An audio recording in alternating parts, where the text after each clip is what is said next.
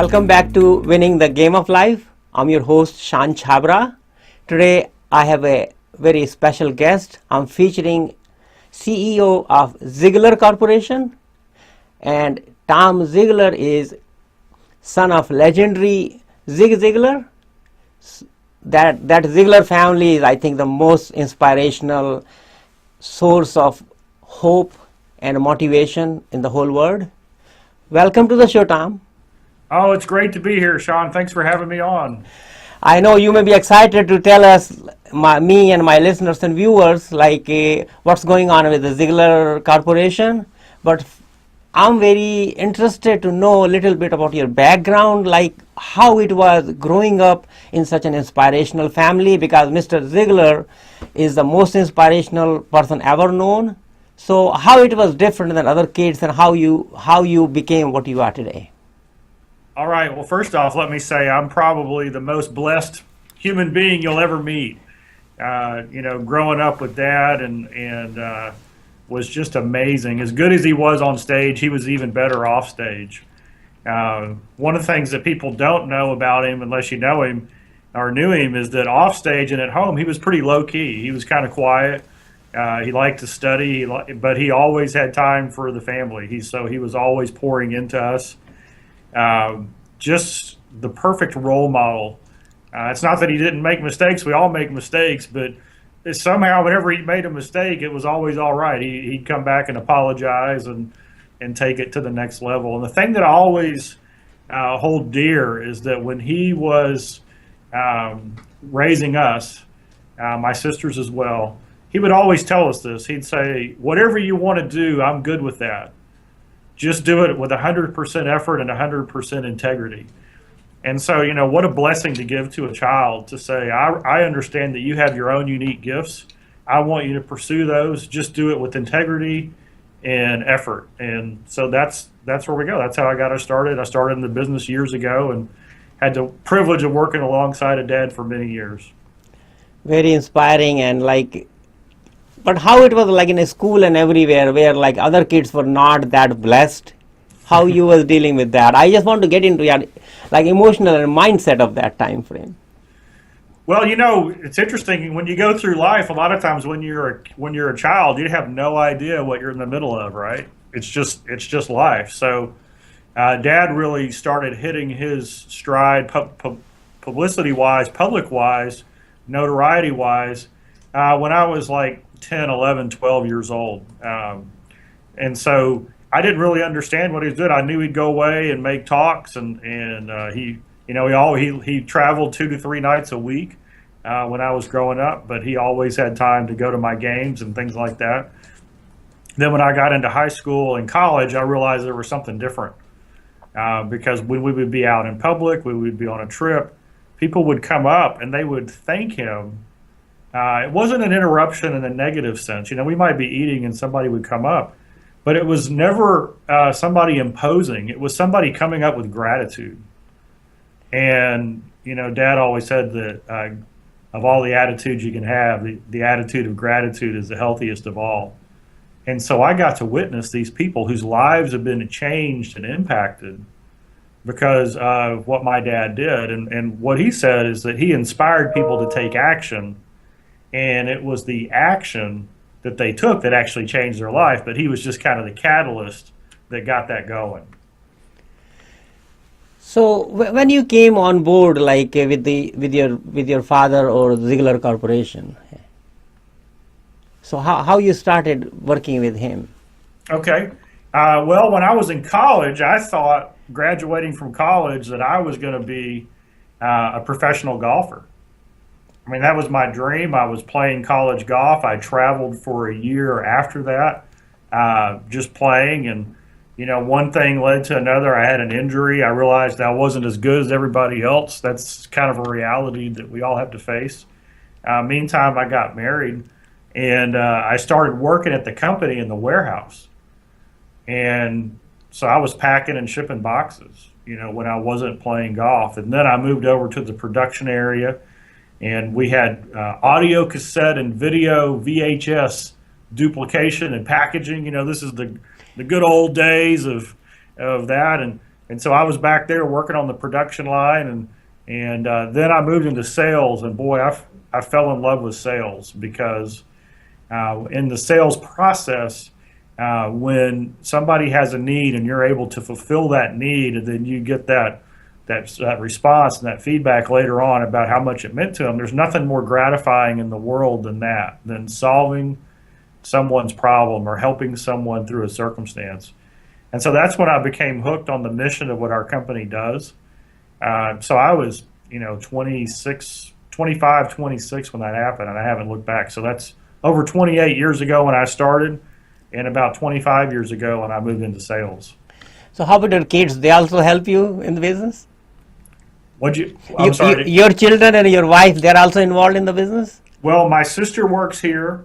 I have one daughter. She's still in college. She's worked here during the summer. And then another one of my sisters, Julie, she actually traveled with Dad, speaking with him. She did over 100 events with him where she was on stage interviewing him. And she's a speaker and travels all over. And she edited over 30 of his books. So it truly is a family business. So for those of you who are in a family business and you're thinking about what can I do, how do I go to the next level, we've been there and done that, because there's nothing better than a family business and nothing more trying sometimes than a family business. What a blessing. Yeah, absolute blessing. So what's new and exciting at Ziggler now? Well, we have several things. A couple of things that I really love is we now have a program called our Ziggler Legacy Certification. And this is where we've taken Dad's legendary programs in goal setting, relationship building, and in personal development. And we have built a program where we can certify people who want to go out and train these. So the audience that comes in is people who, they understand, they're kind of bootstrappers. They understand that life is unfair to begin with, but the reality is I can make out of it what I want, and they have a desire and a passion to go out and make a difference in the lives of other people. So they come in, some of them are speakers, trainers, coaches, and consultants. Others already own their own business, and they want to take this material back to their audience because they realize that in order to be successful, you have to be the right kind of person, you have to have the right kind of relationships, and you have to have the right systems to achieve what you want to achieve, which is what we focus on as goal setting. So that is a very successful program. We've been doing it for a little over 2 years now. We're in 13 different countries. We have 150 certified trainers around the world. I love that. I mean, it's really the essence of what we do. And we did it for this reason: is there's so many people out there who they know that there's more in store for them in life, and they just don't have the tools or the training to go out and make it happen. And so what we've done is we're equipping them with that so that they can go out and make a difference in the life of somebody else. By ourselves, we can't do it. We need help. So who are the other kind of clients? Like if you got a lot of corporations and sales teams and those kind of places where you guys train people also? Yeah, there's 3 or 4 kind of our core client base. There's the individual who's striving to be more successful in all areas of life. Then there's the speaker, trainer, coach, or consultant, which is what the Ziggler Legacy Certification is about. We do work with business owners. We have a plan to help people systemize their business. This is small business owners who've usually been in business for 3 years or longer and have a few employees. And then we also work with corporate America. We've been doing this for years. Specifically in corporate America, we go in and we do trainings around sales skills, presentation skills, customer service, management, leadership. So it's more of that higher end. But everything we do is built on our core philosophy, which is simply you can have everything in life you want if you'll just help enough other people get what they want. So, like, most of my listeners and viewers are like a entrepreneur, and earlier you was talking about the goal setting and mindset. Before the interview we were talking. Is there anything you can help them to in goal settings today in this live call and help them to fix their mindset so that they can take the next step if they're stuck somewhere? You bet. And what I like to say is that there is a sequence to success. We all look at the successful people out there, and we try to copy what they do because that makes sense, right? Why reinvent the wheel if somebody's doing it right? Let's go do it. And then a lot of times the results that we get aren't what we think we should get. They're just not that good. And so what people don't understand is that there's actually a sequence. There's a process that you need to go through. And so if you're listening right now and you're able to just grab a pen, there's 3 words that I would have you write down, because these 3 words will help you understand what the sequence is, because it has to do with mindset. The 3 words are optimism, creativity, and systems. And it's real important that you keep that sequence in the way that it is. When we're struggling in life, our first response is to look at the system, right? I'm doing these steps, so I'm just going to do them harder, or I want to change the system. But the challenge is that that's not where the creativity starts, right? That's not where the solutions come from, because you see, when we come to that point, we're in a state of frustration. We're upset with the way things are going. And so as we try to change the system or work on the system, we only see 2 options. Either work hard or keep doing what we've been doing, thinking that if we work harder, we're going to get new results, which usually doesn't work, right? It was already not working. Yeah. Or we give up. We say, well, this isn't meant for me. I'm moving on. Well, that's exactly the way the brain is wired. The brain is wired when we get frustrated or angry or upset or even fearful, it goes into the fight or flight mode, right? There's really only 2 or 3 doors that are open. Try it harder, run away, or just freeze and do nothing, right? And so then the second natural thing that people try to do is they say, well, I'm stuck, I'm frustrated. You know what? I'm going to get creative. I'm going to think of new ideas.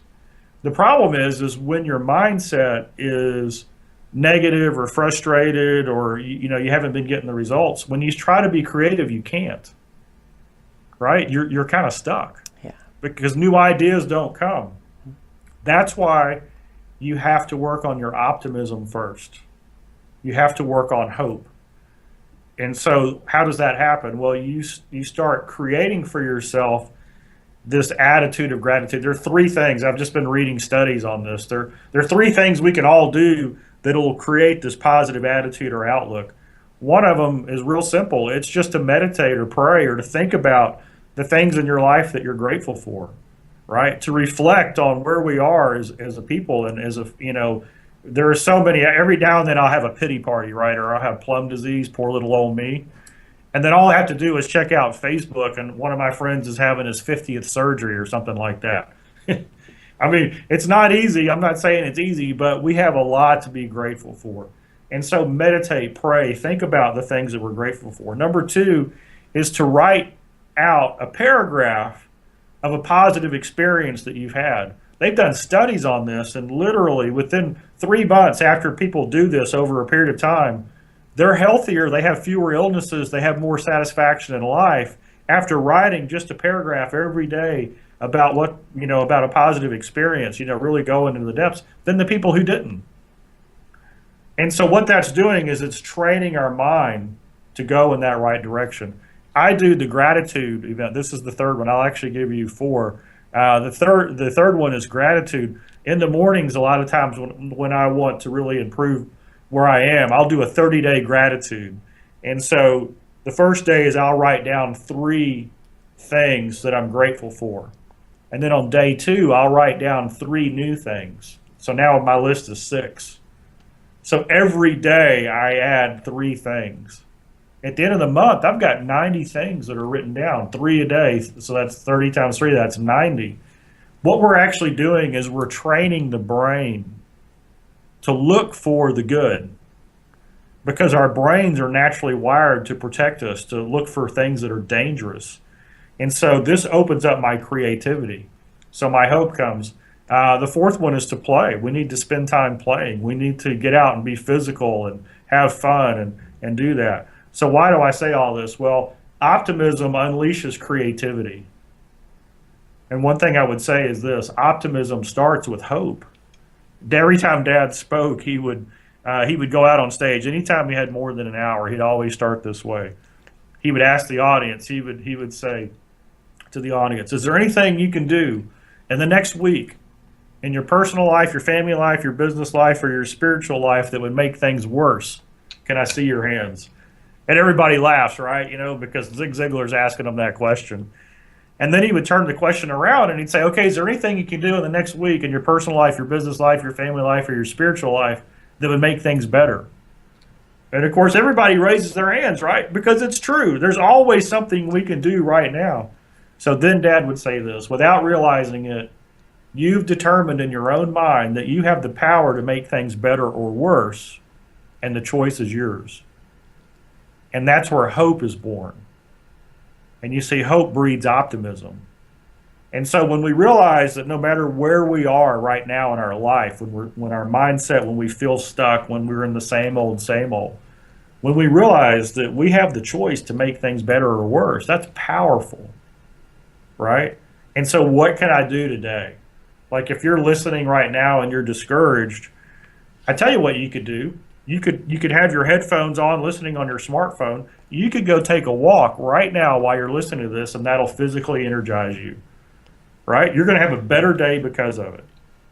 Am I right? I'm so mesmerized. I'm lost.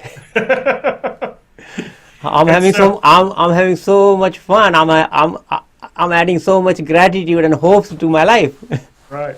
And so the thing is that when we start with optimism, right, when we do the things that create that mindset, when we realize we have the power to make things better, when we start reading the right things, listening to the right things, and then doing some of the right things, writing that simple paragraph a day, doing an affirmation, a self-affirmation, we've had great success with that. We're a big proponent of that. Then what happens is, all of a sudden, there's not 2 or 3 doors in your mind anymore. The fight or flight doors, those are gone. Now you have 100 doors, right? I can read this, I can do that, I can go over here, I can listen to this, I can participate in that, I can change that. So now you have 100 choices that you can pull from to change your system. And this is what I say. A system is just a habit for your business. And a habit is just a system for your personal life. Wow. Habits and systems are the same, right? One's personal, one's business. And I have a quote that says this: the fastest way to success is to replace bad habits with good habits. And so if you want to do something crazy and revolutionize your life, pick out a bad habit you have right now, whether it's drinking soft drinks or not getting any exercise or not having an agenda when you have a team meeting or whatever it is. Just pick out a bad habit and replace it with a good habit, like replacing that soft drink with a bottle of water, or walking for 30 minutes a day, or having an agenda at your meeting. I mean, in every area of your life, there's bad habits we all have. We watch too much TV. It doesn't matter. Just replace a bad habit with a good habit and see what happens. It'll change your life. Wow. So how to really change the bad habit to good habit? Like, is it easier said than done for an average person like me? Well, let me explain why you want to do this. And if you've ever smoked, or you know somebody who's quit smoking, this is what happens, and this is why it's so important to replace a bad habit with a good habit. First off is when we get under pressure. Like smokers, you can ask them, hey, when things get tense, when you get under a lot of stress and you've been stopped smoking for, a couple of weeks, what do? The first thing they do is they start reaching for a cigarette, right? Mm-hmm. And so what we've got to do is we've got to replace that bad habit with a good habit. And so what I recommend is replace the cigarette with water. So you have a bottle of water with you all the time. And every time you get that little urge or that tense, then you reach for that bottle of water. It takes, there's a lot of studies on this, but people say, well, it takes 21 days or 30 days to set a new habit in place. That's not true. It takes almost 90 days. And the definition is this: after 30 days, that's when you're pretty good at the new habit. But after 90 days, as if you don't do it, you miss it, right? That's why everybody quits working out in February, and they don't miss it. If they can work out 4 or 5 times a week all the way until April, then if they miss a workout, their body's going to miss it. Your body's going to say, hey, what's going on? We're supposed to be working out. So it takes 90 days, and you have to have a good habit in place of the bad habit, and then you have to keep it in play for those 90 days. That way, when you get under stress or pressure or your schedule gets messed up or you feel sick, you're automatically going to the right thing instead of reverting back to the wrong thing. And then you do it very simply. Dad had this quote years ago. He said, hurricanes and earthquakes get all the press, all the publicity, but termites do more damage, right? And so when you think of bad habit, good habit, don't think of massive bad habits to get rid of.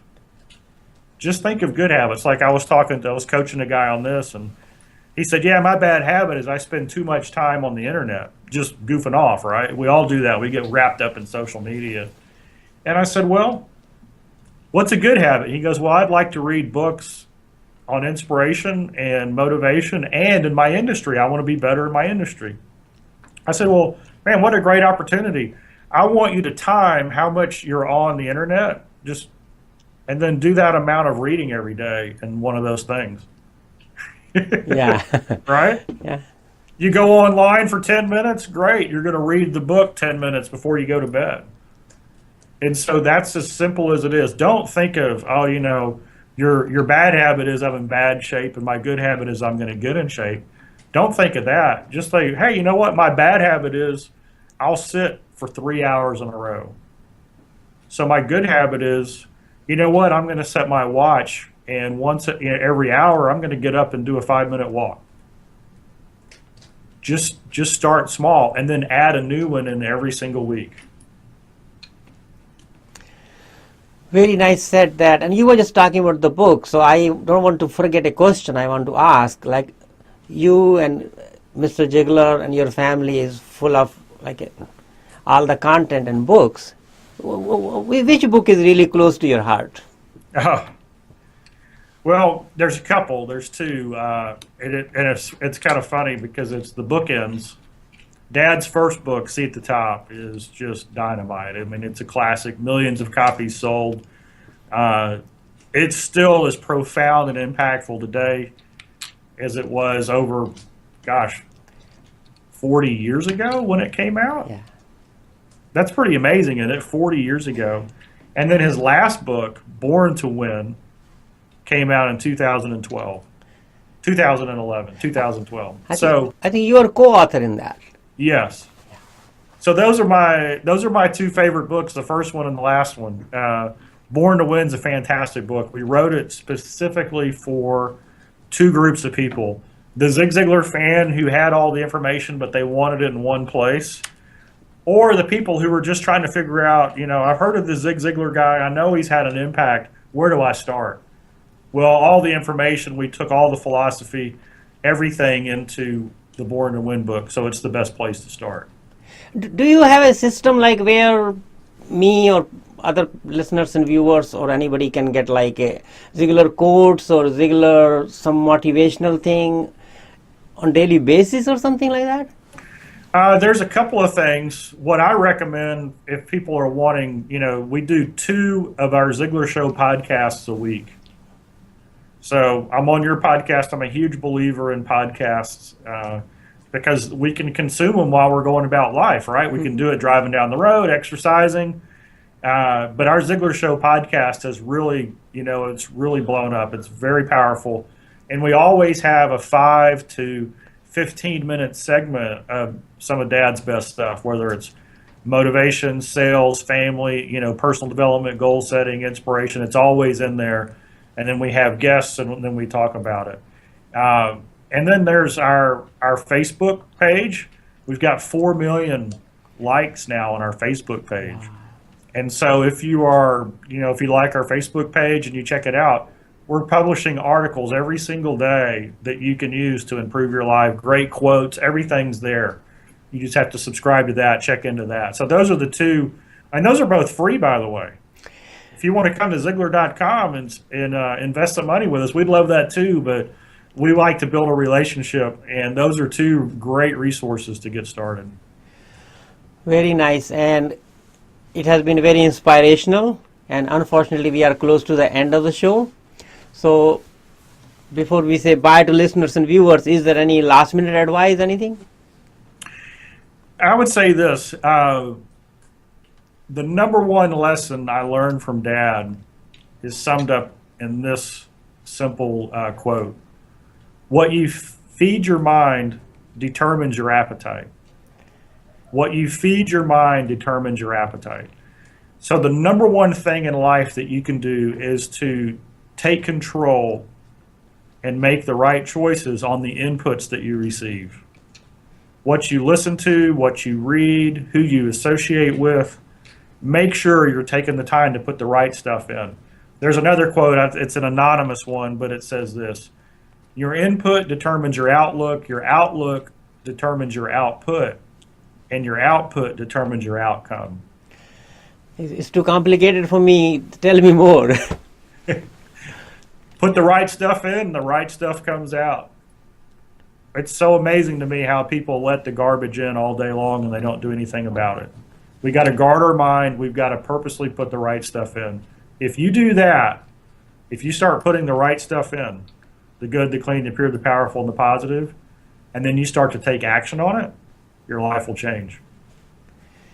Yeah, I know. Like, even if I turn on the TV all day, I just see the shooting and accidents and bombing and bad news or the bad shows and all the violence and all that. And a lot of time I'm not even watching that. Like I'm listening something else, but TV is on. But trash is coming in my head. So a lot of time I had to turn around and close my eyes or turn off the TV, even though other people are watching. So I had to walk away just because unconsciously it's being absorbed. Right. So thank you, my friend, and my listeners and viewers will appreciate that. And if I can invite you one more time, because my soul is still hungry, to be honest with you. It was so inspirational. I was lost, and I'm not even sure what I asked you, but I can just see the positivity and optimism and hope in my life, and hopefully my listeners and viewers can do that. So thank you. All right. Thank you. Bye. I appreciate it. Sure.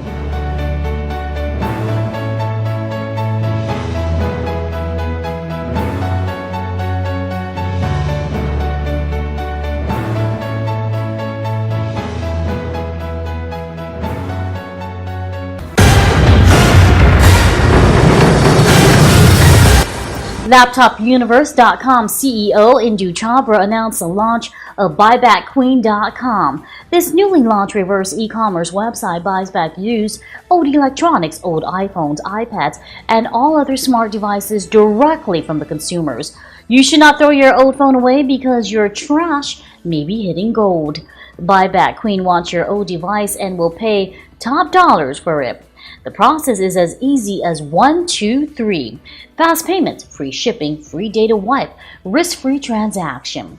Let us make the world a cleaner place and make money by selling our device on BuybackQueen.com.